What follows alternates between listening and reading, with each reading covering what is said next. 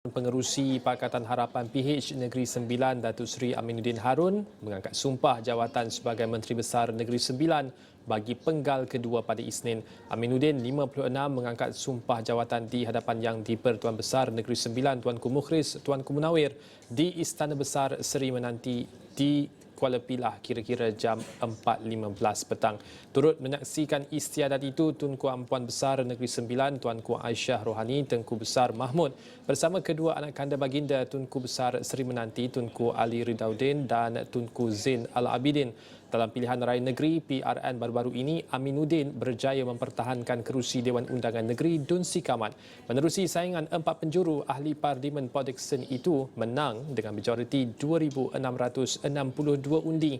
Dan untuk memberikan kupasan berkenaan dengan pelantikan yang mendebarkan di antara dua calon yang disebut-sebut, Limedia sepanjang 24 jam yang lalu, kita bersama-sama dengan Dr. Ainul Azli Hasnul, penganalisis politik Universiti Bangsa Malaysia UKM. Terima kasih doktor bersama kami di waktu ini. Kita mulakan dengan persoalan berkenaan dengan saingan di antara calon Aminuddin dan juga Datuk Seri Jalaluddin alias. Akhirnya, Datuk Seri Aminuddin dinobatkan sebagai Menteri Besar Negeri Sembilan. Apakah komentar doktor berkenaan dengan perkembangan terkini ini? Ya, bagi saya Datuk Seri Aminuddin lebih layak untuk menjadi Menteri Besar Negeri Sembilan. Kedua-dua Barisan Nasional dan juga Pakatan Harapan telah memenangi kerusi yang begitu banyak di Dewan Undangan Negeri Sembilan.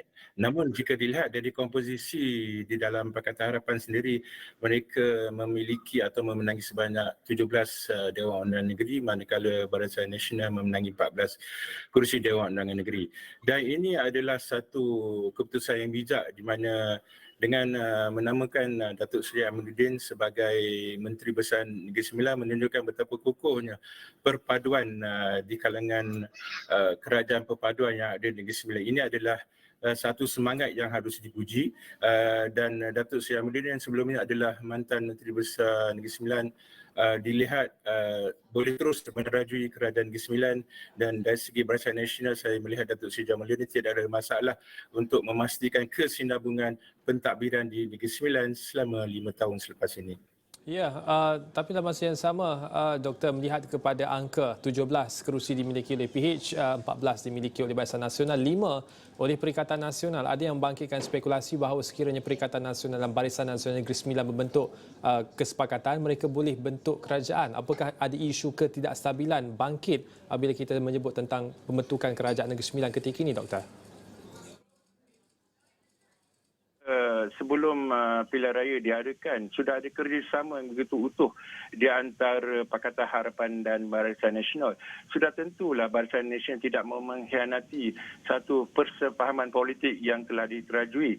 Malah kita melihat selama 2 minggu kempen adalah kempen bersama di antara Pakatan Harapan dan Barisan Nasional, dan saya tidak melihat bahawa Pakatan Harapan ataupun Barisan Nasional akan mengkhianati satu semangat yang telah mereka adakan, walaupun boleh dikatakan Barisan Nasional jika ingin tamak akan kuasa boleh bekerjasama dengan Perikatan Nasional, tapi itu adalah sesuatu yang jangkal kerana sudah terbentuk di pihak kerajaan pusat sendiri satu kerajaan perpaduan di antara komponen utamanya Pakatan Harapan, Barisan Nasional, Gabungan Parti Sarawak dan Gabungan Rakyat Sabah, dan ini akan diteruskan di peringkat negeri untuk memastikan kestabilan politik bukan saja di Negeri Sembilan, malah di peringkat keseluruhan. Jadi saya melihat tidak akan ada sebarang taktik untuk menyatakan bahawa Barisan Nasional kerana inginkan jawatan Menteri Besar akan bekerjasama dengan Perikatan Nasional.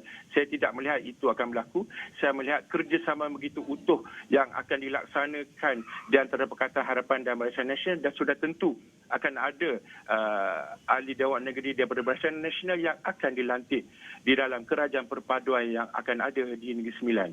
Itu yang saya dapat lihat akan berlaku. Ya, dan doktor, selepas daripada pilihan raya negeri yang lalu, antara pemerhatian penganalisis politik ialah berkenaan dengan kerjasama Jentera khususnya di kalangan pengundi-pengundi base UMNO Barisan Nasional yang mempunyai kadar transferability undi, perkongsian undi terhadap Pakatan Harapan dan juga pengundi Pakatan Harapan kepada Barisan Nasional yang dilihat pada kadar yang rendah.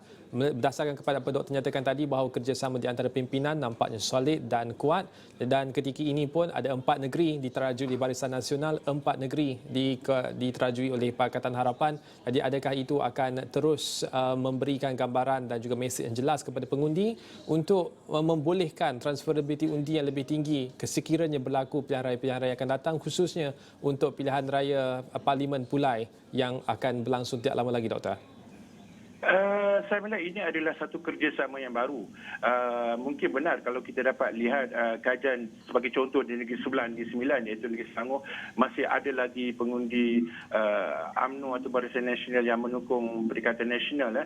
Mungkin mereka merasa tidak selesa dengan kerjasama yang baru ini. Tetapi sedikit demi sedikit saya dapat lihat selepas ini penerangan harus diberikan kepada akar umbi bahawa kerjasama ini adalah satu kerjasama jangka masa panjang dan dapat dilihat insya-Allah akan berlaku perubahan pola pengundian selepas ini di mana penyokong-penyokong Barisan Nasional akan lebih memberikan sokongan di kertas undi kepada Pakatan Harapan. Begitu juga penyokong-penyokong Pakatan Harapan akan mengundi calon-calon daripada Barisan Nasional. Saya lihat selepas ini kerjasama akan lebih utuh dan sudah tentu akan diadakan postmortem tentang apa yang berlaku pada PRN pada hari Sabtu lepas. Namun saya melihat bahawa kerajaan perpaduan yang diterajui oleh Pakatan Harapan serta Barisan Nasional memberikan satu dinamika politik yang baru di negara kita ini, khususnya selepas pasca PRU ke-15. Oleh demikian, untuk Menteri Besar Negeri Sembilan Datuk Seri Aminuddin Harun, apakah first order of business memandangkan ini merupakan penggal kedua pentadbiran beliau di Negeri Sembilan, Doktor? Ya, apa yang harus dilakukan oleh Menteri Besar Negeri Sembilan adalah untuk memastikan tidak ada lagi suara-suara di belakang bahawa menyatakan Barisan Nasional masih berminat untuk menjadi Menteri Besar. Okey, sebab kita sudah melihat bahawa beliau sudah pun mengangkat sumpah sebagai Menteri Besar Negeri Sembilan. Beliau akan memastikan close rank di antara pemimpin Barisan Nasional dan Pakatan Harapan. Dan beliau akan melakukan di antara perkara pertama saya lihat beliau akan melakukan ialah melantik exco yang seimbang di antara Pakatan Harapan dan juga Barisan Nasional untuk memastikan kestabilan politik Negeri Sembilan.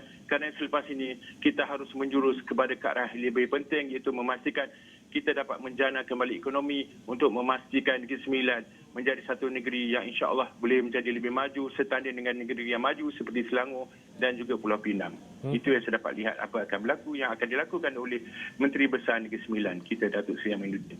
Ya, dan oleh yang demikian dalam pentadbiran penggal kedua ini memandangkan standard yang ditinggalkan kepada penggal pertama itu tinggi, dan ketika ini untuk penggal yang kedua melihat kehadapan khususnya kerjasama dengan kerajaan pusat, memandangkan itu di antara perkara yang disebut oleh Menteri Besar Kedah selepas daripada mengangkat sumpah bahawa untuk memastikan hubungan di antara kerajaan negeri dan juga keadaan persekutuan itu boleh dapat dieratkan.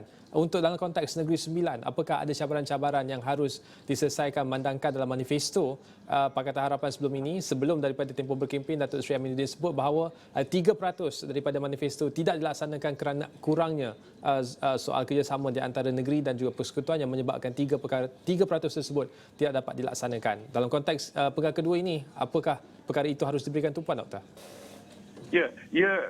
Datuk Seri Aminuddin selaku Menteri Besar Negeri Sembilan haruslah memokuskan untuk memastikan 3% yang tidak dapat dilaksanakan dalam manifesto sebelum ini dapat dilaksanakan. Dan ini adalah sesuatu yang lebih mudah kerana kini kerajaan di Negeri Sembilan yang telah dibentuk adalah satu kerajaan perpaduan yang sealiran dengan kerajaan persekutuan. Jadi saya dapat lihat bahawa kerjasama yang erat akan dapat diadakan di antara kerajaan pusat dan kerajaan Negeri Sembilan untuk memastikan pentadbiran negeri ini secara keseluruhan berjalan dengan baik. Agensi kerajaan di negeri ini dapat berhubung terus dengan agensi di peringkat persekutuan dan saya dapat laksanakan lebih banyak pembangunan yang boleh dilaksanakan di Negeri Sembilan secara keseluruhan. Ini yang saya dapat lihat apa yang akan berlaku selepas perlantikan Menteri Besar daripada kerajaan perpaduan itu sendiri. Baik, saya kira itu memasukkan satu penjelasan yang jelas dan juga expectation kita untuk kerajaan baharu ini juga tinggi. Tapi sebelum kita berpisah, Dr. Mandang, kita ada seminit lagi. Ini saya soalan secara hipotetikal dan akademik. Dr. Mandang kan Menteri Besar sudah pun mengangkat sumpah. Kita melihat bahawa sebelum ini ada pertembungan ataupun debar antara siapakah calon Menteri Besar Negeri Sembilan, sama Datuk Seri Aminuddin ataupun Datuk Seri Jalaluddin Alias. Tapi sekiranya secara hipotetikal dan akademik, Datuk Seri Jalaluddin yang mengangkat sumpah, bagaimanakah itu akan merubah dinamik kerjasama di antara PH dan juga PN? Dari segi akademik, Datuk Seri Jalaluddin akan mengangkat sumpah jika kerusi yang dimenangi oleh Barisan Nasional lebih banyak daripada Pakatan Harapan. Dan dari segi akademik, Pakatan Harapan telah memenangi 17 kursi, manakala Barisan Nasional hanya memenangi 14 kursi. Sewajarnya kerusi itu diberikan kepada Pakatan Harapan yang dilihat lebih layak untuk menerajui kerusi utama di negeri tersebut. Ini juga bertepatan dengan apa yang telah dikatakan oleh Perdana Menteri Datuk Seri Anwar Ibrahim yang menyatakan bahawa tiga pemimpin yang telah menerajui Negeri Sembilan, Selangor dan Pulau Pinang akan terus dipegang oleh mereka yang telah memegang jawatan Ketua Menteri dan Menteri Besar sebelum itu. Jadi saya tidak lihat ini adalah satu yang pelik kerana kita lihat kerjasama di antara Pakatan Harapan dan Barisan Nasional berlaku di negeri Perak dan negeri Pahang, di mana jawatan Menteri Besar telah dipersetujui untuk dipegang oleh Parti Barisan Nasional UMNO di negeri Perak dan juga di negeri Pahang. Jadi kerjasama yang erat di antara negeri-negeri yang mempunyai Menteri Besar dan Ketua Menteri daripada Pakatan Harapan dan Barisan Nasional menunjukkan kerajaan perpaduan yang sudah dibentuk sejak tahun lepas agak begitu kukuh dan dapat meneruskan kesinambungan sehinggalah pada pilihan raya yang akan datang. Baik, terima kasih Dr. Ainul Azli Hasnul, penganalisis politik UKM berkongsi pandangan khususnya analisis berkenaan dengan lantikan Menteri Besar Negeri Sembilan yang baru saja selesai sebentar tadi. Dan